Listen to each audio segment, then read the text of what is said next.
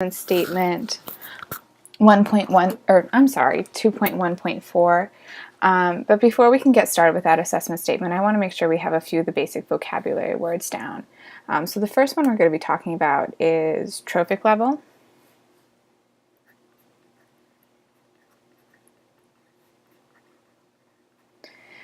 And when you're looking at a food chain, it's the position of an organism in that food chain. So this is the position.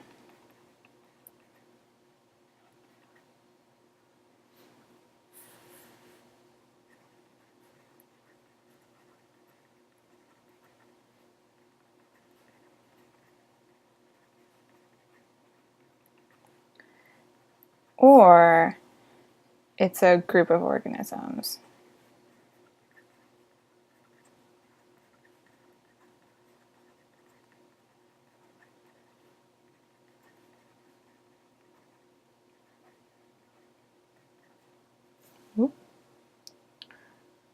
Or it's a group of organisms in a community that occupy the same position in a food chain.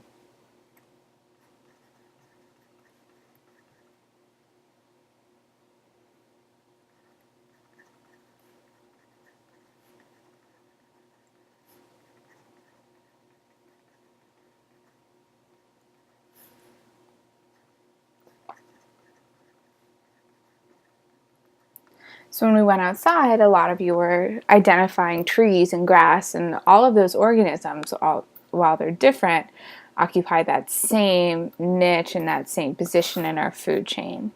Those trees are going to be our producers. Ooh, sorry guys.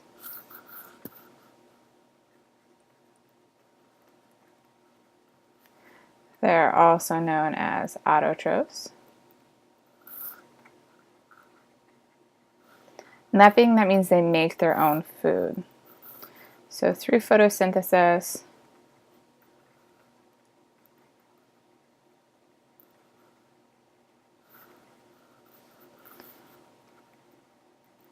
they convert solar energy to chemical energy.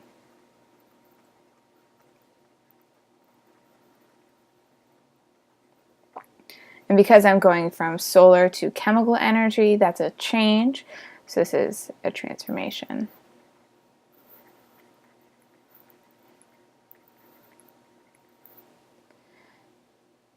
And this is all stuff you've seen before, but I want to make sure we have solid notes on it. And then, of course, whoever eats the producer is our consumer. And they're also called heterotrophs.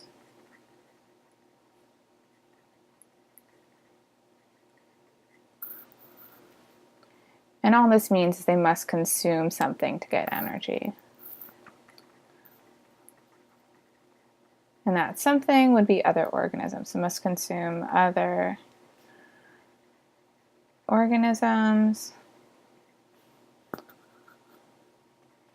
to meet energy needs. And this provides a long list of examples of what it could be. We could have, our herbivores, are things that just eat plants. We have carnivores, our meat eaters. We have omnivores. That's us. We eat plants and animals. Scavengers, like crabs. And then we can also have decomposers. Decomposers, while they're consumers, they have their own special role in our ecosystem because they break stuff down.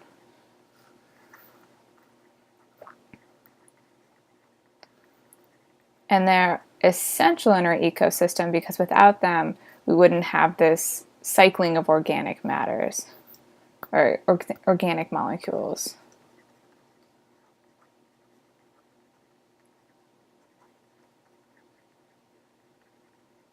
So that's kind of our basic vocabulary before we start to talk about our pyramids. And you guys have seen all this before in biology, and a few of you IB biology.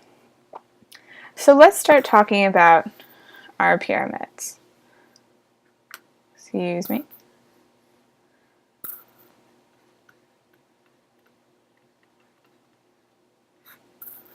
All right. What they really are is a graphic model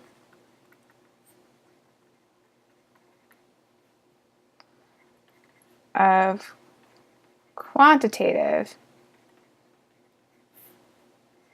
differences between trophic levels.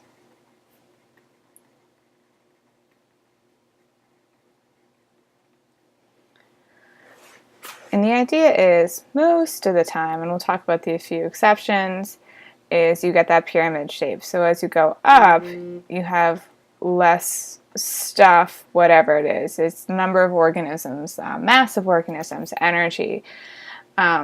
So let's talk about the very first and kind of most basic pyramid is our pyramid of numbers.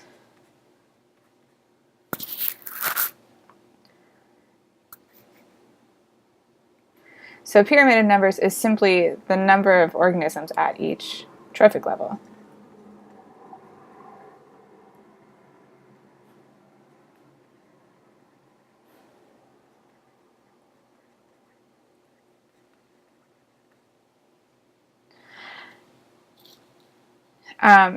It's not always pyramid shaped. So sometimes you can kind of have an opposite pyramid shape, and that's when you have things like forests. One large tree can help support several trophic levels above it of more organisms. So that's when we kind of have the opposite effect in forests, and it's typically deciduous forests, and I'll write that down for you.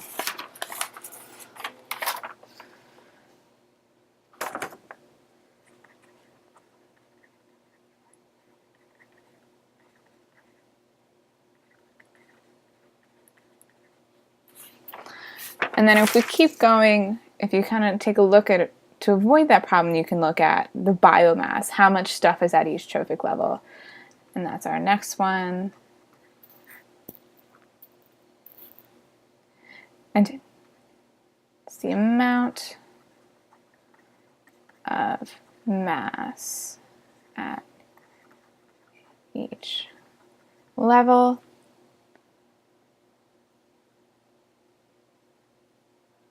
And this again can also be skewed with like a non-pyramid shape, and I'll draw it as upside down. Oops. All right, and that's when you have large predators. Things like the open ocean. The open ocean, algae is not very big, but it can support a lot of fish, which are larger. The reason you see this skewed view is you're thinking there should fish eat a lot of algae, but the biomass is taken at one point in time.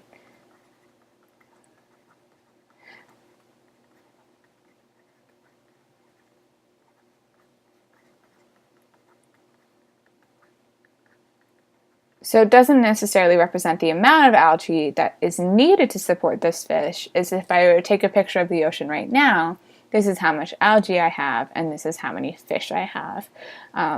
So you can kind of get that, again, that upside down pyramid shape. And then of course we have our trophic pyramid, which is our energy pyramid.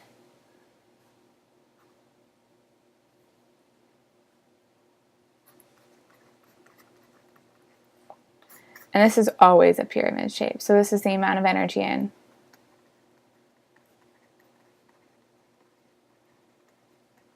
At each trophic level.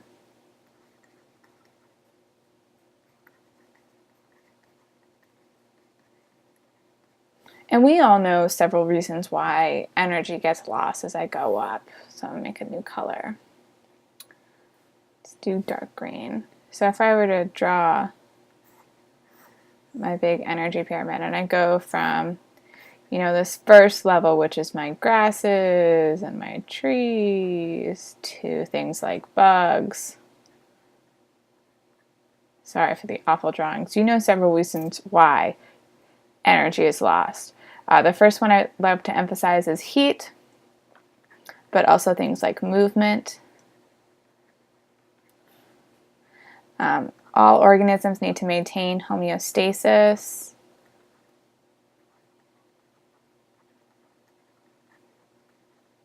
And for those of you who don't know what that word means, it just means balance. All right, so when you have too much water, you're going to have to go to the bathroom. And it also includes things like respiration.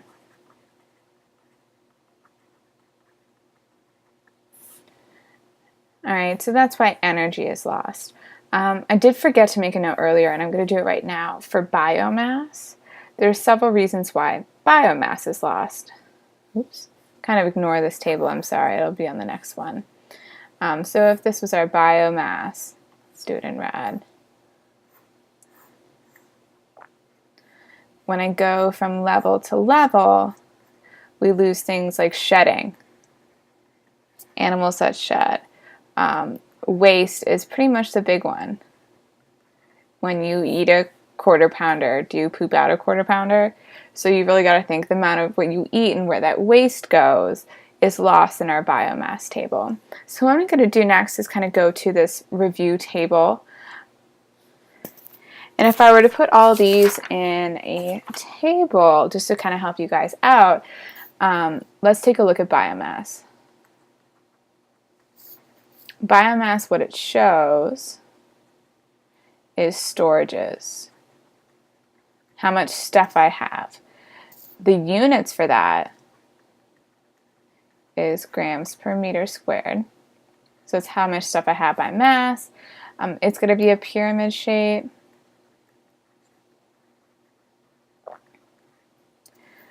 With grassland. And we talked about the opposite when you have Arctic or open ocean biomes. So this is our pyramid shape, and this is our opposite pyramid shape. And then we can go to our numbers, and again, it's the same thing. It also shows storages, but in a different way. Right? So it's the individuals per meter squared. Grassland is a typical pyramid shape, and our opposite is our forest. And if we look at our last one, let's do purple. If we look at our energy, this is our different one. It shows flows of energy. All right.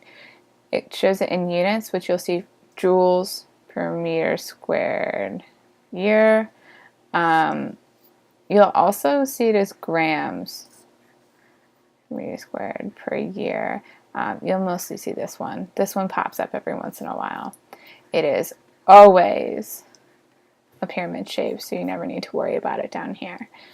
So that is the end. I'm sorry this video is so incredibly long, but that's the basics on the different kinds of energy pyramids.